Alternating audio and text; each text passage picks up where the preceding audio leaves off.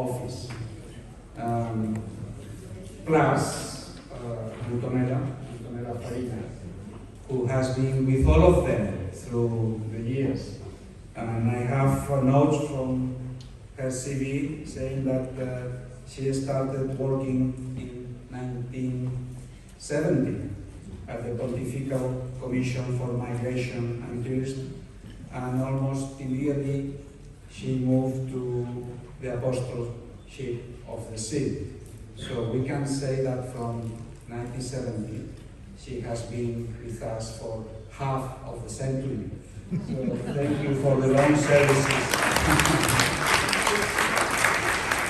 The long services you have provided in assisting all the international directors that are sitting with you. So I will suggest that you will speak for 7-8 minutes, so we have time to interact. Yeah. So which is the important part is to interact, and they share their experiences and we ask questions why we are here today. So Antonella.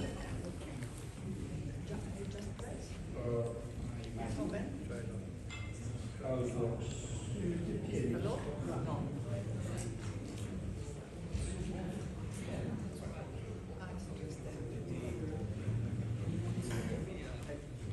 Good morning, everybody. Thank you, Captain, for not saying my age. No. It's only half a century service. Yes. So it's really a privilege to be here.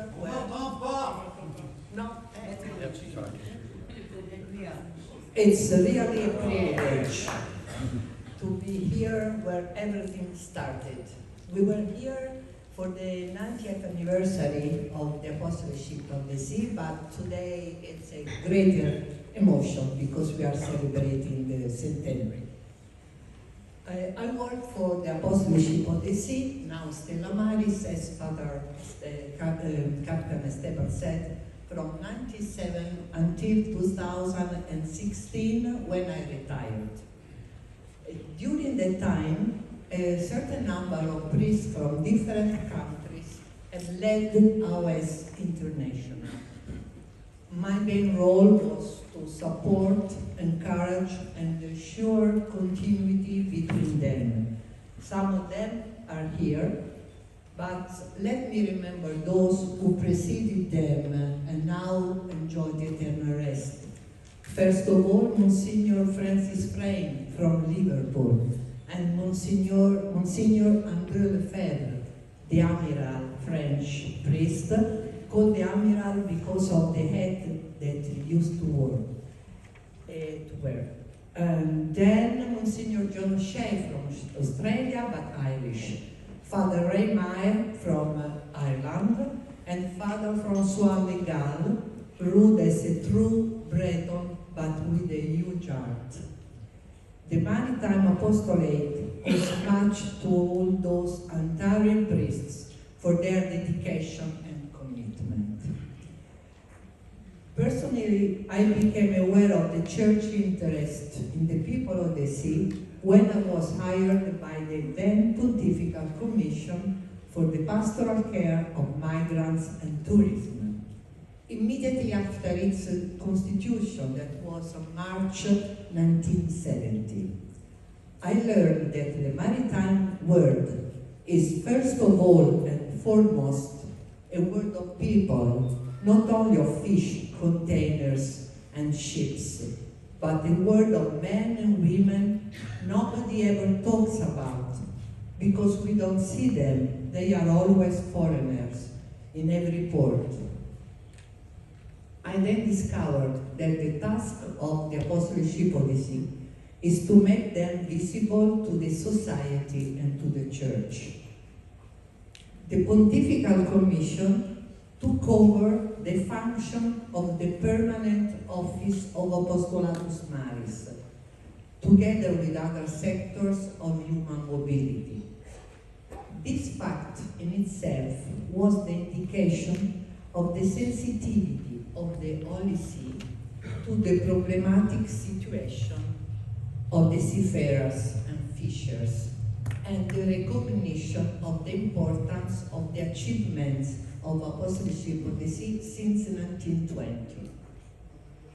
The Apostleship of the Sea was born with a universal vocation, and the maritime word is universal in its composition. That's why the Pontifical Commission wished to set up a more effective structure which would allow AOS to be undertaken in a more involved and better coordinated way. So, drawing lessons from the past, we try to chart a dynamic course for the future, animated by a sincere spirit of service. We realized that our service to seafarers and fishers must embrace their environment. Thus, we saw them not merely as individual members of the Catholic community in need of religious assistance, but rather as a member of a worldwide community which, because of its characteristic of isolation, is in need of a specialized mission of the Church. There were several important facts which have marked the path of AOS in the Pontifical Commission during those years. I would like to mention here just two of them. In 1988, the Pontifical Commission became Pontifical Council for the pastoral care of migrants and itinerant people. That means a fully independent dicastery of the Roman Curia, exercising the high direction of the AOS. And in 1993, in the informal ceremony, a plaque with the logo and the Latin words Apostolatus Maris was affixed below the plaque of the Pontifical Council at the entrance of the office. And Monsignor Dillenburg was there with me, you remember. That was a clear and tangible sign that the AOS was an institution with its own specific identity, distinct from the Pontifical Council. I would like to add that this plaque was the sign of a rediscovered identity, the one it had before 1970. And then the other important factor, in 1997, through the apostolic letter Stella Maris on the maritime apostolate of John Paul II, it was given the appropriate structure and instruments for a fruitful work among the people of the sea. This was the first time that the Roman Pontiff had enacted the law motu proprio that refers specifically to the apostleship of the sea. Until then, it had only been treated in the context of pastoral problems caused by the more general phenomenon of human mobility. The real value of this motu proprio is that it offers a basic structure for this work. So the AOS is not an institution fixed once and for all. It evolves with maritime life itself in response to the needs expressed by the people of the sea. It is no longer what it was in 1970. From being a Catholic work to help seafarers and fishers in various ports of the world, it has evolved into becoming an instrument to build up an international maritime world in brotherhood and social justice. There has been a notable expansion, there have been developments reflecting a more comprehensive understanding of the maritime milieu, and there have been structural changes which have meant a more realistic adaptation to the modern needs of the seafarers. It was not always easy. We faced complicated issues and addressed many challenges: piracy, criminalization, abandonment, problems of social justice, protection of the environment, climate change, lack of personnel, and recently pandemic and war. Hard work, but I would like to say that hard work has been was done in inducing local churches in regarding the maritime population as other than marginal or secondary among the pastoral needs of the diocese. I'm not going to make a list of all the achievements of what we've done. Other persons better than me can illustrate it. I would like to say that it has been a long and laborious journey since that distant 1970. We have done our best to support, find answers and solutions with a deep sense of responsibility towards the people of the sea. Much more that sure can be done to provide better services to the people of the sea. As Father Tronche said one day, the apostleship of the sea is not to be afraid, but to look ahead confidently. Thank you.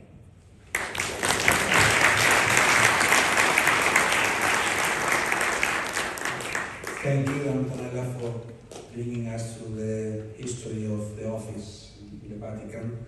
And you won't believe, has been 8 minutes. So, excellent.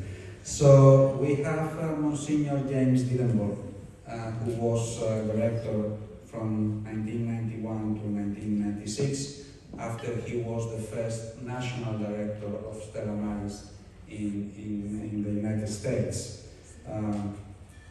She stayed in the Pontifical Council for the Pastoral Care of Migrants and Itinerants during that time in the Vatican. And then when he finished his time there, he returned to Green Bay as pastor of St. Elizabeth's II Parish, and then retired, but we are very pleased that he has made himself available to join us at this panel. Monsignor. Thank you. You may want to take that applause back when I get done. My prepared remarks are in my suitcase somewhere between here and Chicago. And so are the batteries for my hearing aids in my suitcase. But I'll talk to you because you can hear. So it's a real privilege to be here. I feel like a really old man because I see so many young faces, and that's so exciting. And another thing is that we have representatives of ports here that never had a chaplain when I was active in the Apostleship of the Sea. And that's just exciting. So my first real experience with the Apostleship of the Sea as such was in 1972 when I attended a World Congress in Rome. And while there, I saw this little sawed-off man that everybody was clustered around. I said, who is that? It was Peter Hansen. And I never got to know him. I didn't think I was important enough to bother him, but anyway, I feel a real connection with the beginning of Apostolatus Mars. And then I got to know Monsignor Farina, Monsignor Lefebvre, Father O'Shea, Antonella, Archbishop Laurizio, Archbishop Cayley I worked with also. And I felt it was a real privilege. I had been called, Monsignor O'Shea was leaving to go back to Australia, and somehow, through whatever quirks, I was invited to come. And I felt privileged to work in our dicastery because we took care of people who didn't receive ordinary pastoral care. So it was not only seafarers, but it was airline workers and travelers and gypsies, can't say that anymore, Rome, and foreign students and truckers and circus people and all the people that are kind of invisible. And I have a concern for the poor, and I thought, and I lived with people who were working for the fancy parts of the church, canon law and all that kind of stuff. But, and I never heard much concern on their part about our dicastery, but it was such a blessing to be there working with seafarers. And as Antonella mentioned, especially with some of the problems that they were facing. So what did I face there? One of the exciting parts for me was ecumenism, the beginning of ecumenism.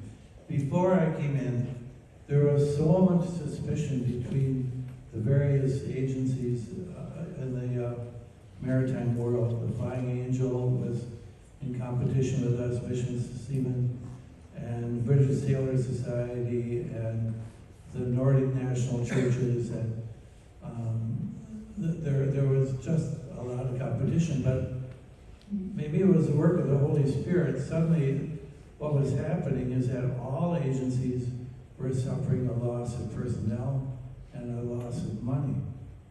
And so, the ministry that we had started in our tiny port of Green Bay, and also is happening in Houston, Texas at the same time, was very ecumenical. And ecumenism was kind of suspect among many people in Rome, but not with Archbishop Luizio, our president at that time.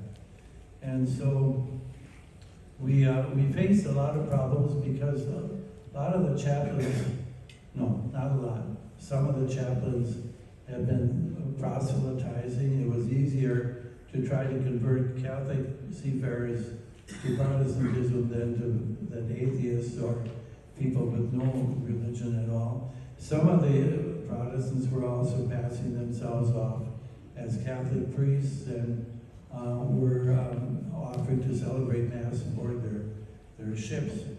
But we had a good dialogue. ICMA had been started a few years before that, and I was asked by Archbishop Cayley to be the apostleship of the sea representative to ICMA, and we had some really good, some really hard, meaningful dialogues. And so from the top down then, ecumenism, honest ecumenism, was the word of the day.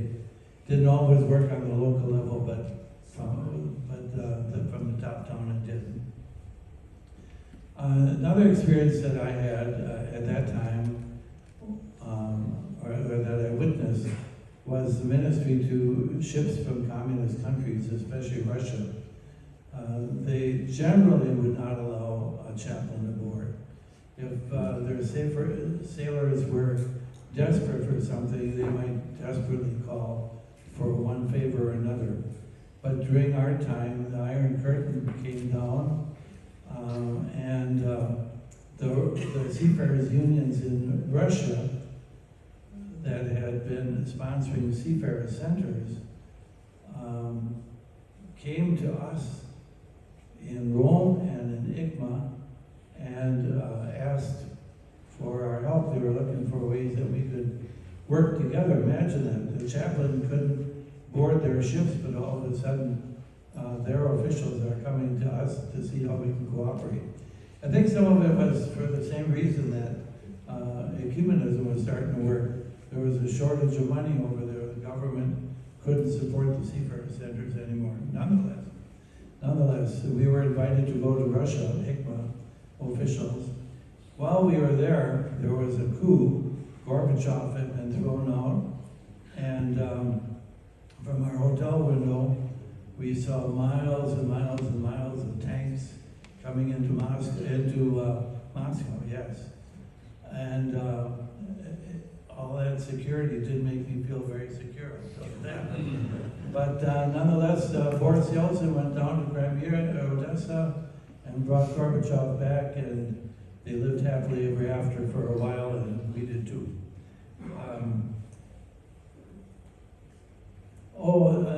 Something that was kind of exciting that came out of a request from the United States when I was national director was for permission for seafarers to take the Blessed Sacrament aboard ship with them. I don't know how that's working anymore, if it's happening. I know it, I presume it's still permitted. But I'll tell you that those first seafarers who were prepared and commissioned to bring the Blessed Sacrament with them felt really, really graced. That was an important day, an important time for them. Also, while I was there, we had a holy year. I don't remember the reason for the holy year. It was in the early 90s. But the Sacred Penitentiary was concerned for seafarers. Let it be known that sailors could, if they would say the prayers aboard their ship, they could incur the same indulgences that the rest of us had to go to church for, praying for the Holy Father. So there was that spiritual connection as well.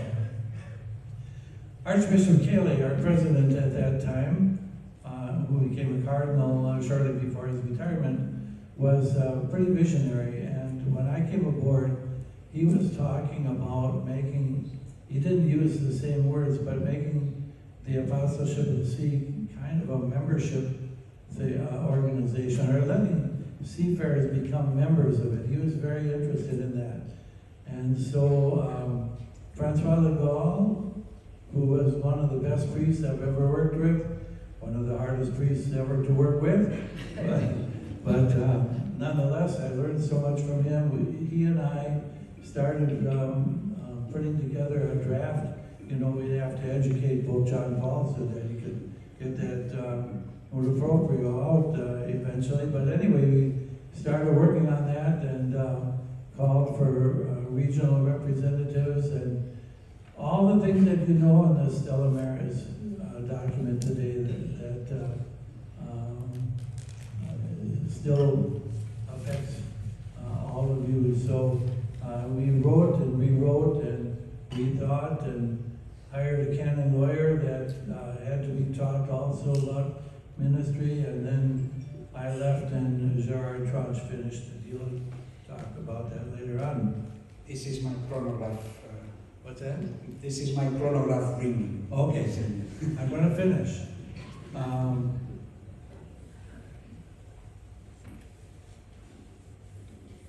So, I just want to commend you also on the change of name for Apostleship of the Sea to Stella Maris. The seafarers who are members will now know what they're talking about, what you're talking about, who you are. So important as you walk with them. God bless you. Thank you, Monsignor, for bringing us this part of your experience from the Vatican. And I am now inviting Father Gerard Tronche, Gerard Tronche, who was director in 1994-2003 in the Vatican, and he has been associated to the mission to seafarers in Africa, in different parts, especially with fishers in the Indian Ocean. So I will invite you to the podium.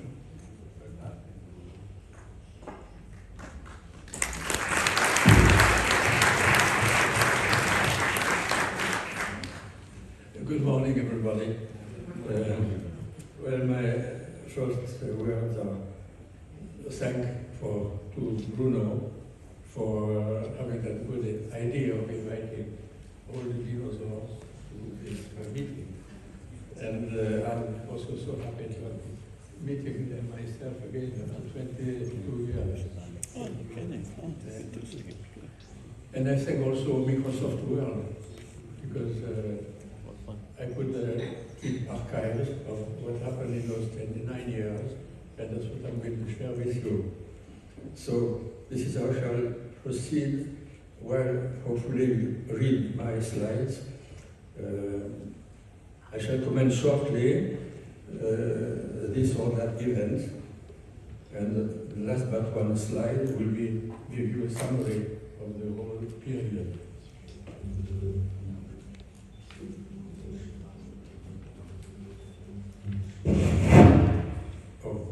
So now, the first years on record on this paper, on this slide, reminds us of the work we did.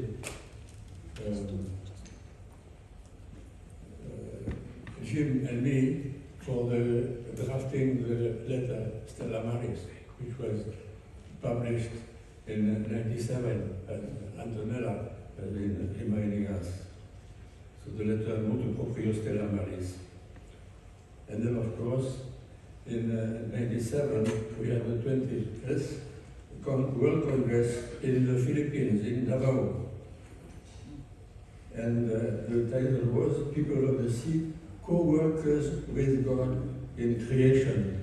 A few years before Laudato Si, you can realize. So the Apostleship of the Sea was thinking of the creation at that time already. And among the resolutions of the 20th Congress, there was more justice and solidarity for fisher folk through local associations and organizations, establish regional offices for legal assistance with a view to serving local seafarers internationally connected, and greater use of internet and intranet for coordination among regions. And in December 97, that was the sudden death of Father Rimara, whom Antonella recalled. He had been a missionary in Nigeria at the time of the Biafra War. I don't know if you remember that in the 60s. And his heart was, he had a condition and he died of a heart attack at just the same age as myself. At that time, we were 60, both of us, 62. So next slide.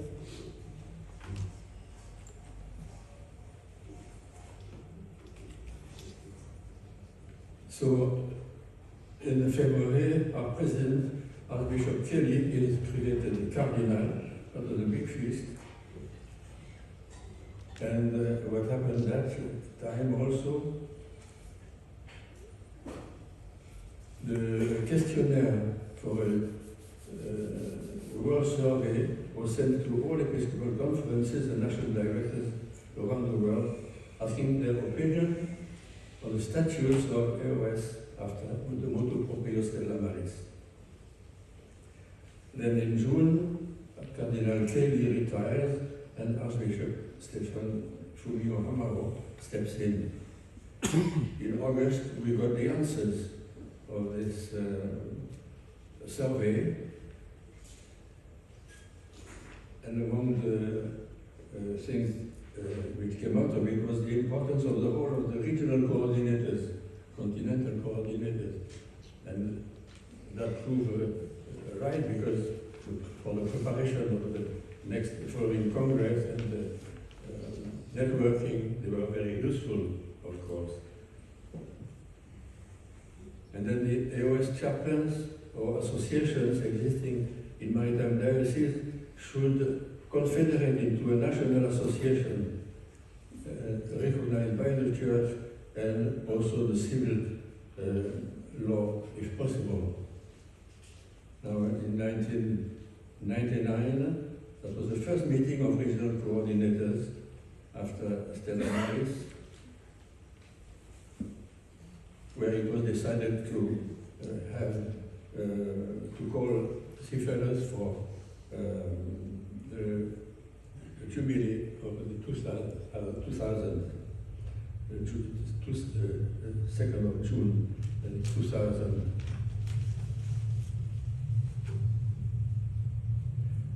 For that jubilee in 2000, there were 600 members of Stella Maris and the seafarers who came to join and celebrate the jubilee, among whom we had even one admiral and one minister from Australia, and people from North America, South America, Europe, West Africa, West Indian Ocean, South and Southeast Asia. And in December 2000, then there was the publication of the Holy Mass Stella Maris to be distributed around the world.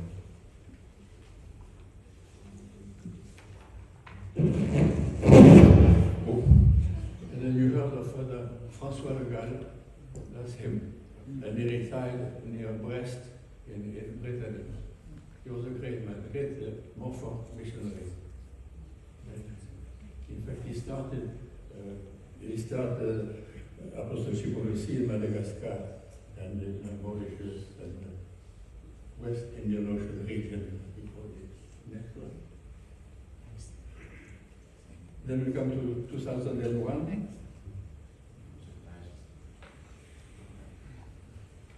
So we have the first seminar of apostleship of the sea in Ukraine, in Odessa,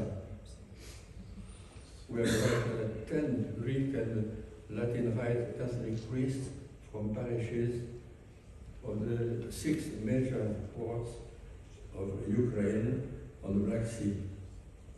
And of course, Alexander, who is here, can be is a witness of that meeting where my conference was translated into Russian, because that was the common language at the time in that place. And there I presented the apostleship of the sea manual for chaplains, and of course the Stella Maris.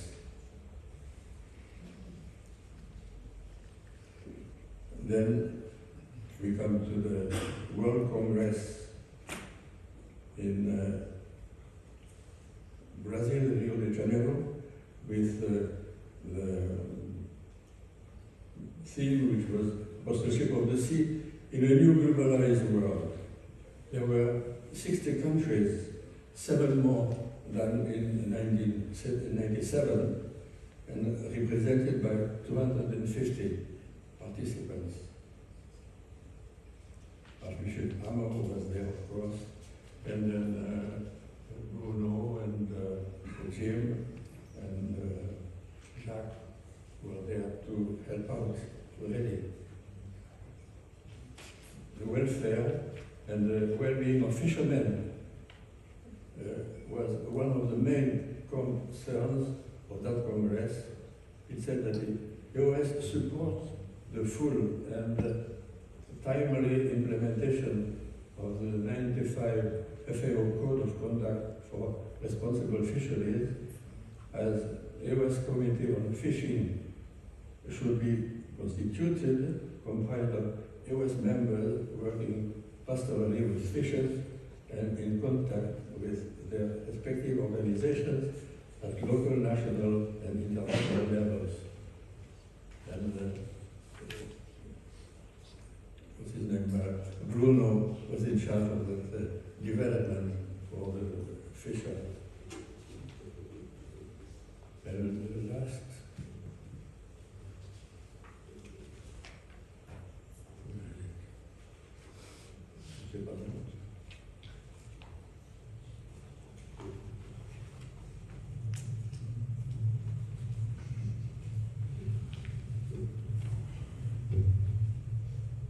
In 2003, that was my last year, quite a number of things happened.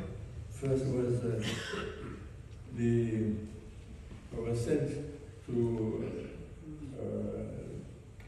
Auckland in New Zealand to appreciate or evaluate the needs of professional and sailors in international competition and so on. And after that,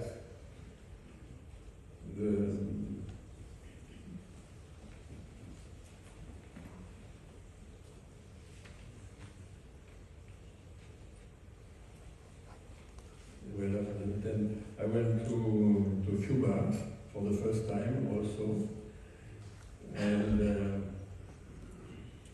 after a few days after my return from Cuba, the Archbishop of Havana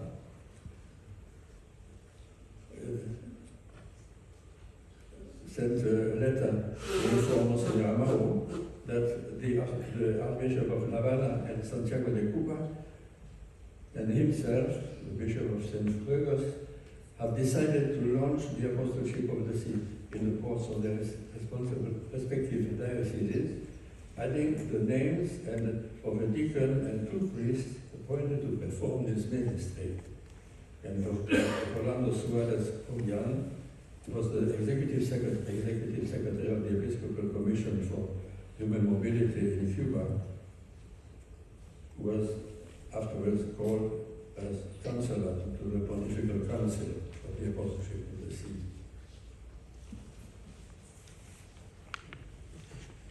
Then, well,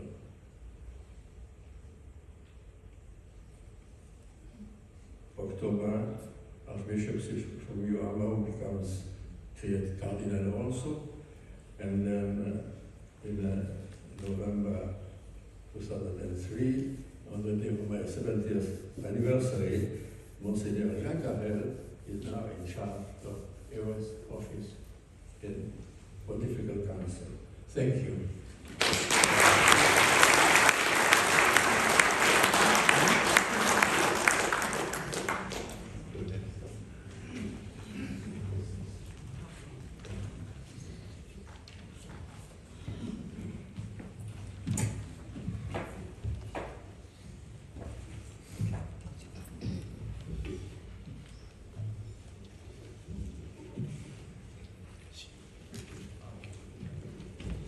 Maybe some of my papers are with you, Father Gerard.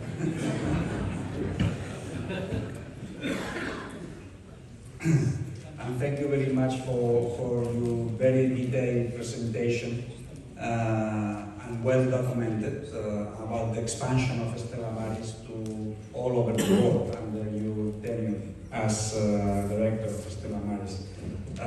We have now Monsignor Jax Harel, who was director between 2003 and 2008.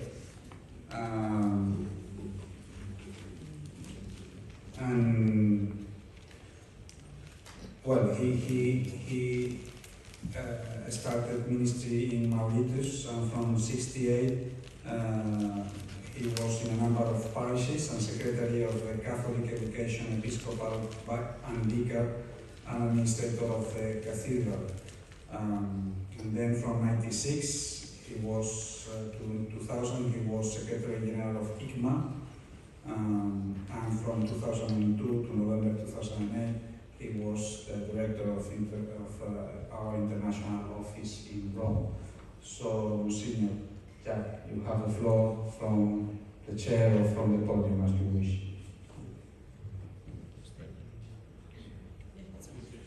Thank you very much, Mr. President.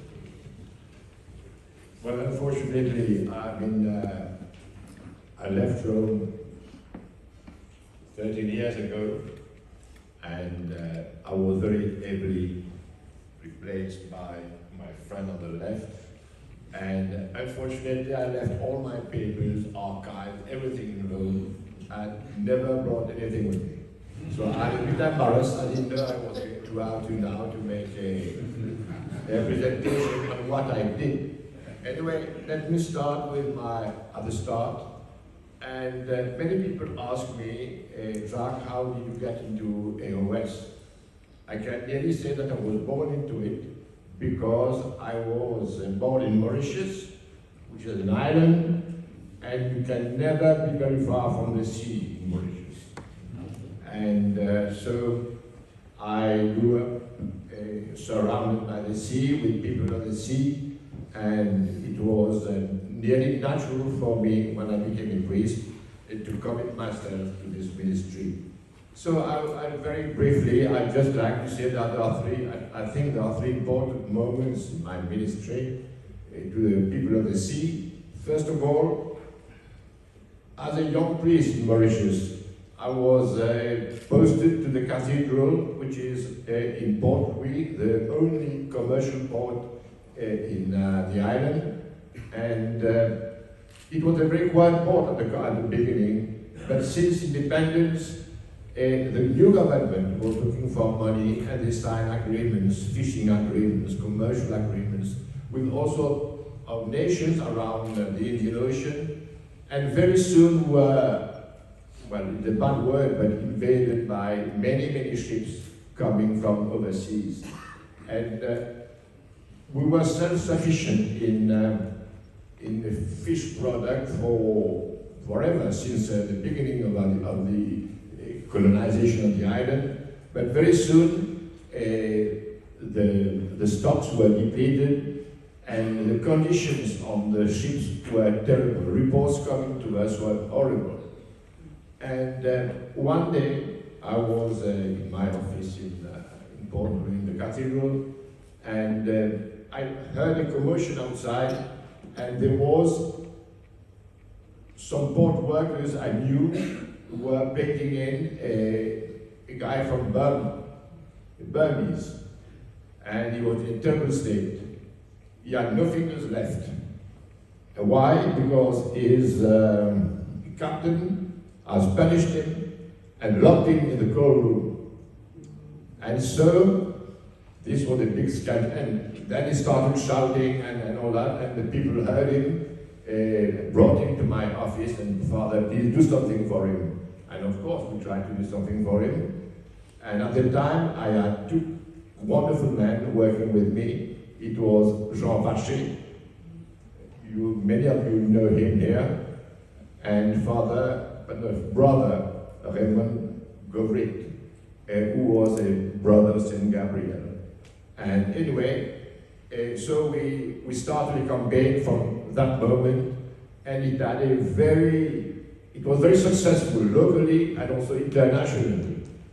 And I think the AOS Rome helped me for that as well. And so this is how the AOS really started in Mauritius, and I was part of it. So I worked for a long time as a chaplain in the port, and then as a regional coordinator. It was Mauritius, Madagascar, South Africa, Seychelles, of course, and were all represented here by Albert Napier. And after that, we worked for a long time together, and then I was called to become General Secretary of ICMA. So I went there, and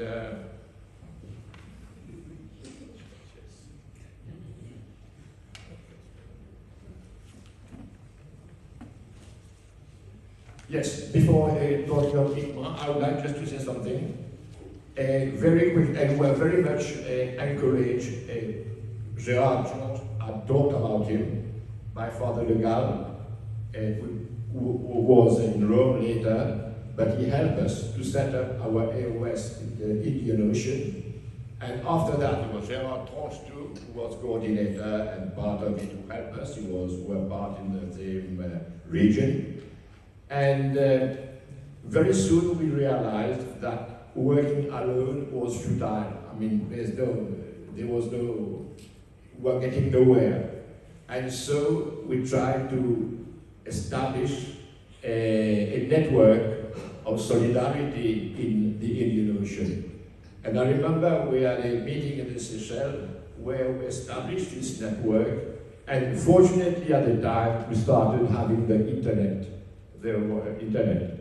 And so things become much, much easier. We can refer cases to the next port and things like that. So advocacy became a very important part of our work. It was not just welcoming and the spiritual side of it. Of course, we knew that offering a safe haven to the seafarers, the people of the sea, was very, very important. But it wasn't enough. We had to have advocacy as well. And we work quite a lot, and we are helped very much by Commander Douglas Stevenson. And with the Center for Citizens' Rights in New York, he came to the Indian Ocean and gave sessions and give us the formation to be able to act with efficiency, and this gave a great momentum to our work. And then I told you I went to ICMA, and there I just want to mention a few wonderful people who welcomed me there, and there was Glyn Jones, don't know where he is now, if he's still. Gerard Tronche, Sakarina Mascario from Finland. Graham came from Australia originally. Gerard Tronche, Baron van Dijken from Holland, Ken Peters from UK, a chaplain from Mission to Seamen, Douglas Stevenson himself, Jim McDonnell, Ricardo Rodriguez, what I met later and all that. And what a fantastic group of people. And this is where I worked, I learned about ecumenism. I never, of course, I always tried to be welcoming and have an ecumenical spirit. But then there I was given the opportunity to work really in an ecumenical way in ICMA. And the ecumenism there practiced, I think, was sincere, true, honest, and personally, it has influenced greatly my life, my priesthood, and everything. And yes, I wanted to say, very often people ask me, but how did you live this ecumenism? And at the time, I read and I heard, I think, Cardinal Casper, Emmanuel Mara very much saying that you have three kinds of ecumenism. You have the three levels of ecumenism, rather. First, the intellect. You can theological, discuss things and all that. That's very true, it's necessary, but it's not given to everybody. And then the dialogue of the heart. That's friendship, respect, friendly and sincere dialogue, trying to practice that. And the dialogue of the hands. So intellect, heart, hands. The three things. Hands is cooperation, work together. When you can do something together, do it together rather than doing it alone. And this has been for me a wonderful school of formation and spirituality as well.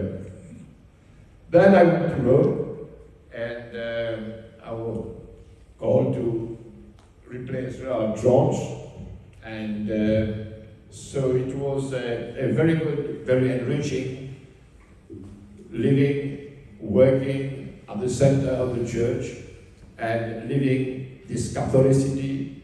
It brought me a lot again. And there I was welcomed by Isabellin's Cardinal Amaro, Fumio Stephen Fimo Amaro. He was a wonderful man, really extraordinary, from Japan, and he liked us, he helped us, he supported us, and he was a great superior. As Bishop of Yokohama. And then I was welcomed also by Monsignor Marchetto, whom I had known in Mauritius because he was then shown Madagascar and Mauritius, and Seychelles and all that, so I knew him. And then, of course, Gerard Tronche who was there. There was Michael Bloom. Michael Bloom was Undersecretary, he's now in NGO. And of course, Antonella, and with whom I worked for 5.5 years, and who has been a wonderful collaborator, and I want to thank her again for her support, for her intelligence and competence. And also the Angelos who are here, all these people and their spouses, of course, and all these people have been wonderful friends and have a wonderful time there in Rome, thanks to them. And a very good souvenir as well for me is the time we organized the World Conference in Poland, in Gdynia. And Father Edward Brass is there, and he's a wonderful organizer, and I think it was one of the best conferences that he organized. But myself, to be honest, I hate organizing conferences. It's a terrible nightmare. I'm sorry for you.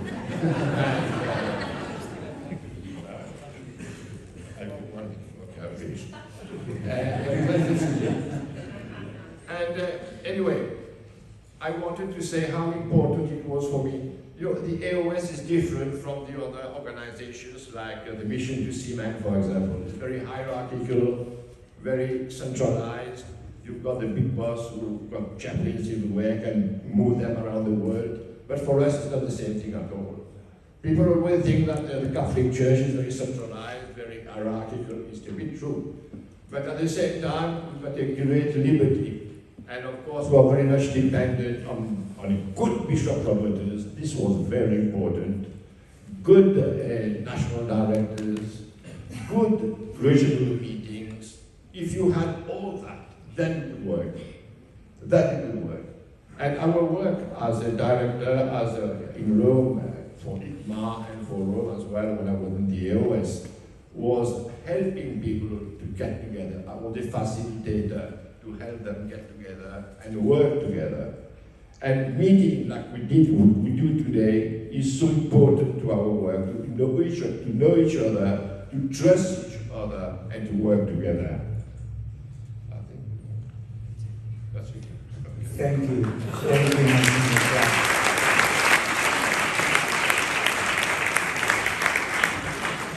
I had some pious words and pious wishes, but then you read that somewhere else.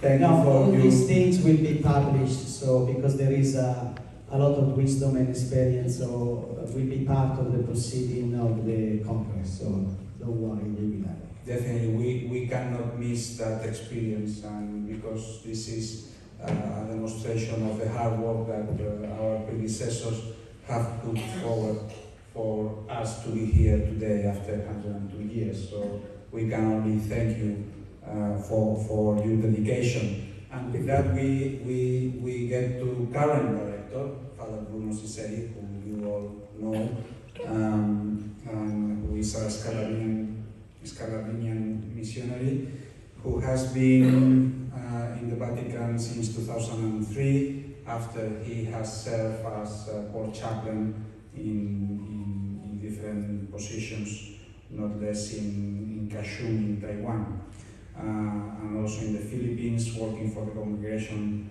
and with migrant workers. So I will give the floor to Father Bruno as our last speaker of this panel.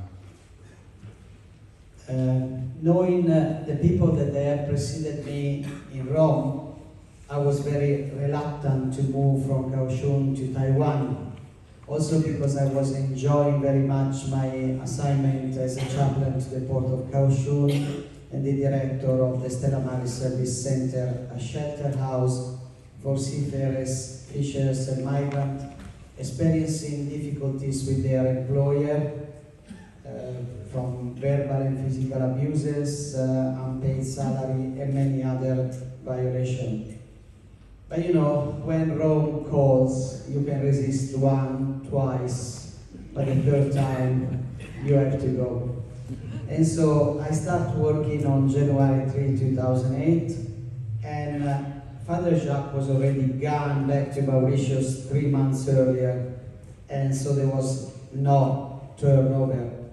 But luckily, Antonella was there, and was there with her knowledge and experience to introduce me to the work in Vatican that was quite different from my unpredictable, challenging, and out of the office that I had in Taiwan.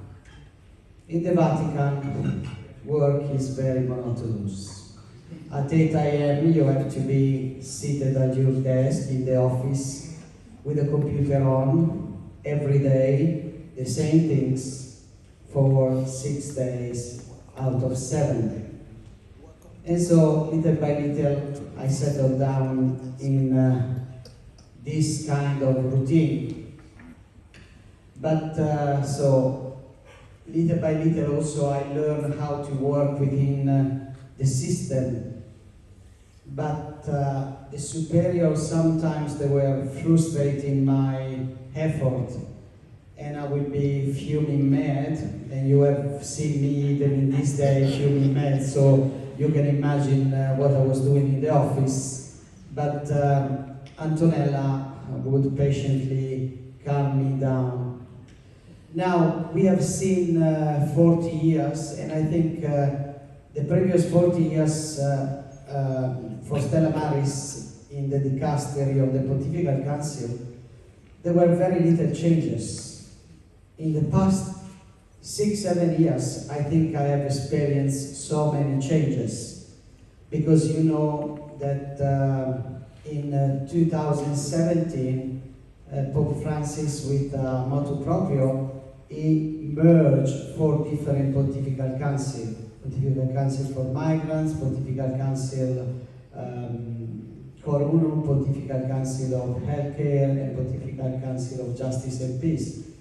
So they were put together, and in the motu proprio with which the Pope constituted the new dicastery, Stella Maris, Apostleship of the Sea, Seafarers, Fishers, were not mentioned.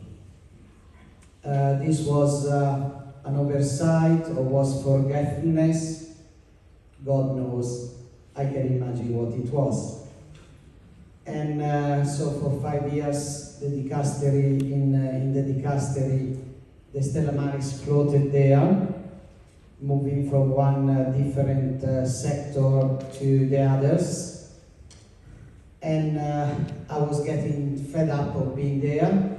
I was planning for 2020 to have the celebration in Glasgow, and there ended my service. But God has other plans. He sent the pandemic, so I was forced to stay until today. And so I'm here after 13 years.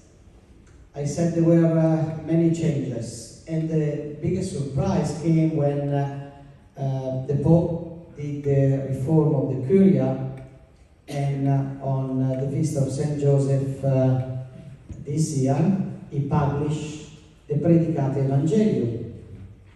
And a miracle happened, because on the number 166 of the Predicate Evangelium, it was written that the dicastery for promoting integral human development would take care of the people of the sea in the port and in navigation through the apostleship of the sea. So now we are there, and I can tell you that there are at the moment some development that I think they will be very beneficial for Stella Maris, and I think these beneficial things will start from the dicastery, and hopefully will move down to the whole Stella Maris around the world. So we had many changes. As I said, we changed the name from Apostleship of the Sea to Stella Maris, and I think that was a very good thing. And people, the seafarers and the fishers, they know us and they recognize us very much. I think in the future there will be some other changes, and we will see when there will be the next centennial celebration. We will see what are these changes that are going to happen. That's all for now.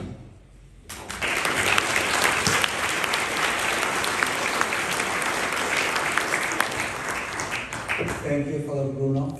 I think this completes the panel. We have been through the past, and Father Bruno has already anticipated some of the developments for the future, which is the theme of our Congress, moving forward at the service of the people of the sea.